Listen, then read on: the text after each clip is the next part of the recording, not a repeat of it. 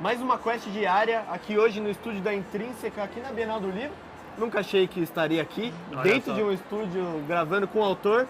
E aí, Felipe? E aí, Vinícius? Beleza? Belezinha. Felipe é autor de Ordem Vermelha, Filhos da Degradação, eu ia falar da Consagração, meu consagrado. Filhos do meu consagrado.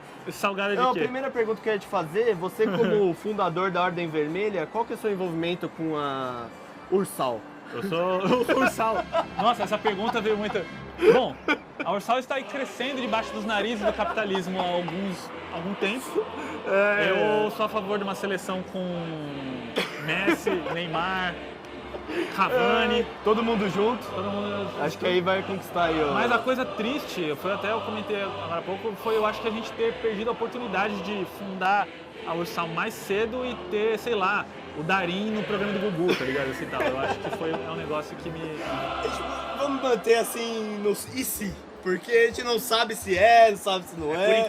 Por enquanto não pode revelar aqui. E na Ordem Vermelha é um negócio interessante, antes de você introduzir, que foi uma das primeiras coisas que eu notei quando comecei a ler, é que a cor vermelha é proibida, né? Cor vermelha é proibida. Cara, isso é muito interessante. Mas, Felipe, apresenta aí esse livro maravilhoso aqui, com esse mapa maravilhoso. Calma aí. É um mapão. Não é o mapa da Ursal, também não tem ursinho. Não é. Ursinho Ainda não é.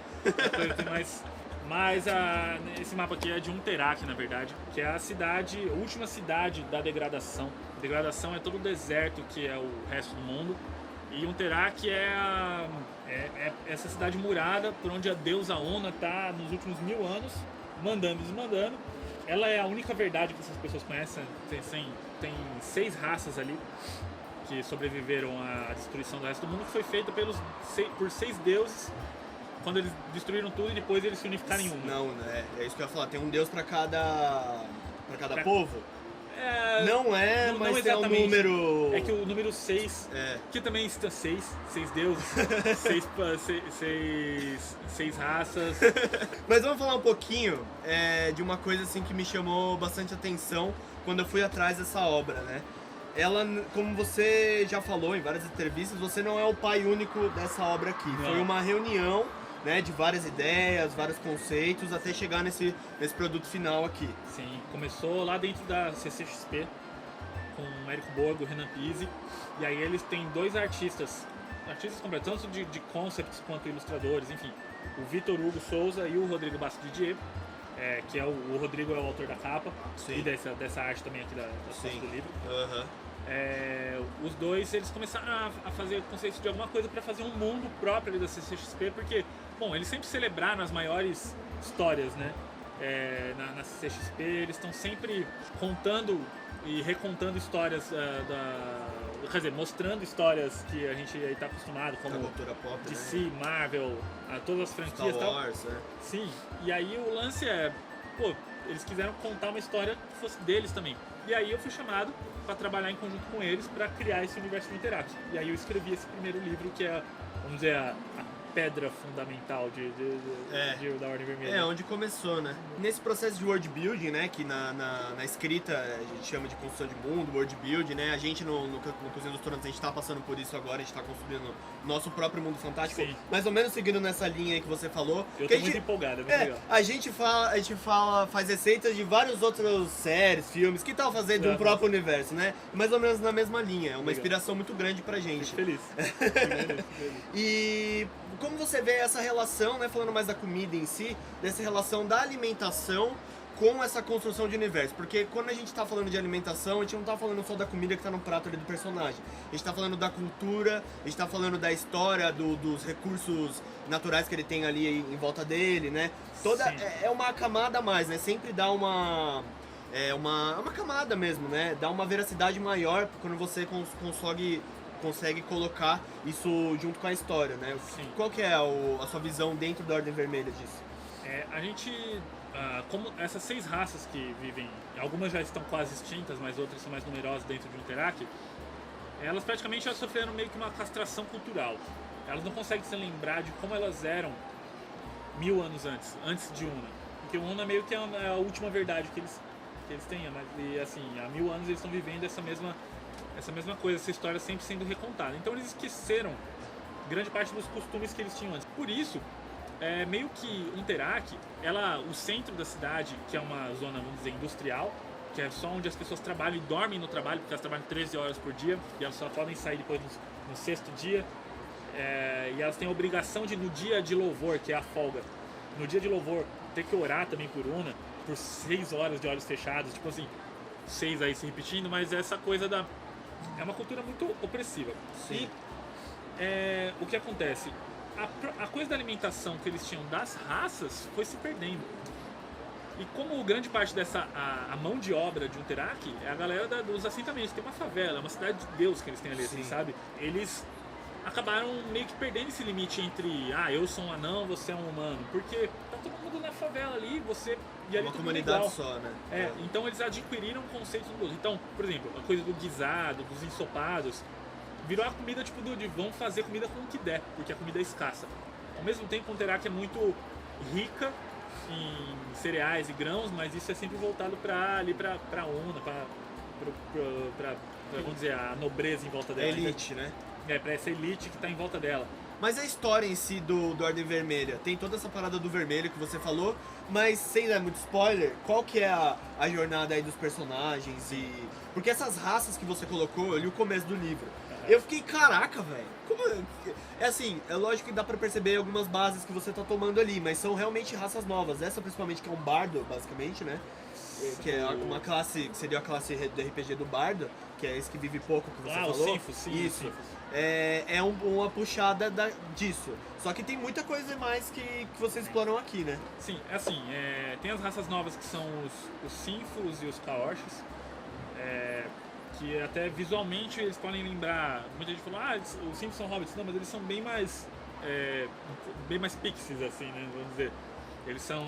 Pior que eu nem. É que assim, é o Hobbit diferente. ele é muito. Tudo bem que ele também deve ter alguma alegria, né? Mas o Hobbit é muito, sabe, aquele. Eu vejo o Hobbit como eu vejo os parentes do Bilbo lá. Os caras, tipo, não quero sair daqui, não sei o quê. Tradicionais. Eles gostam certinhos. de festa, mas não é desse mesmo modo. Né? Eu falo muito, eles são muito tradicionais e muito. O Bilbo, por exemplo, ele é um cara que, sei lá, ele faria planilhas no Excel, né? Ele é um cara muito certinho de dar olho. Os Hobbits têm essa coisa. Os Sinfos, eles são, como todas as outras raças, eles são meio que domesticados ali dentro daquele império de Una. Eles são dóceis, mas são dóceis porque cortaram a vontade meio de... Mas ainda assim, eles são os que mais conseguem viver bem em Unterak. Eles são bem positivos com relação à vida, com a existência. Mas tem os Sinfos e tal, mas as outras raças... Eles são tipo, eles acordam e falam gratidão, uma coisa assim. Florzinha, eles mandam hashtag. bom dia grupo. Bom dia grupo. GIFs assim, tal. Eles não são tão tia assim, mas... Entendi. Mas as outras raças que a gente já viu em outros lugares, tipo os humanos, os anões e gigantes, eles têm o quê? Uma diversidade étnica ali, por exemplo. O Harun, que é um dos personagens aí, ele é um anão negro. E toda aquela coisa que, por exemplo, quando você vai entrar em Moria, você tem as runas, são runas, né, ali, nórdicas. As runas, o equivalente à runa dos anões negros em Unterak são adinkras, né? Que são ali, então você tem símbolos iorubá, então mudar o eixo da cultura, de pegar tudo do europeu. Isso enriquece muito mais. Porque, Hoje sim, assim, querendo ou não, a gente já tá acostumado com muita coisa, né? Você quebrar esse paradigma é algo que eu tô tentando fazer dentro do universo que a gente tá construindo também. Vai além do óbvio, né? Porque, tipo, são anões. Você dá familiaridade, mas ao mesmo tempo você quebra um paradigma, né? Sim. E a história tem a Razi, que ela é essa Kaosh, o Aelian, que é o humano. A Razi e a Yanisha, a esposa dela, descobriram uma maneira de derrubar Una. Só que elas têm medo de derrubar e o que vai vir em seguida. Isso é uma boa, né? Porque se você for pensar que 1000 anos antes era um jeito, e aí todo mundo se acostumou, né? É um medo que é aquela parada que você já tá acostumado e pode ficar pior ainda, né? Sei lá, eu vou derrubar esse tirano, mas quem vai sentar no trono? Sim. Eu não quero. Então é uma jornada, não é uma jornada pra chegar no objetivo. Tem mais coisas além do objetivo, né? Sim, tem. Porque cada personagem tem o seu objetivo. Mais pra frente aparecem outros personagens que a gente também tem o ponto de vista deles, onde o objetivo deles é sobreviver. Porque você tá num lugar que te oprime o tempo todo. E o pessoal fala, né? Porque existe o preconceito, por exemplo, com música popular, com música, por exemplo, e eu acho falar termo popular e se referir só à periferia, eu acho muito... Sim. Porque popular é tudo, mas assim, por exemplo, existe um preconceito enorme com o funk. E o pessoal fala, nossa, porque não sei o que é música clássica. Mas, velho, música clássica não chega na galera lá. Aquilo lá, e assim, eles estão produzindo e é música, com né? o mundo que vem. É música. Sim. E eles estão produzindo música com o que eles têm em volta. Sim. Né? Então, assim, um Teraki também é isso. Não existem grandes aspirações nos personagens, porque eles querem sobreviver. Os que têm filho, o Harun, ele tem filho. Ele tem uma esposa e ele só quer cuidar deles. E é muito que a gente tem no Brasil. A galera que trabalha, que levanta às 6 da manhã, chega em casa morto para no próximo dia repetir isso para simplesmente prover para a família, prover para ele mesmo, prover para a mãe, para um pai doente, para a mãe doente. Num ambiente desse, não existe esse heroísmo do eu vou, sabe? Sim. Porque você não tem tempo de se tornar essa pessoa altruísta.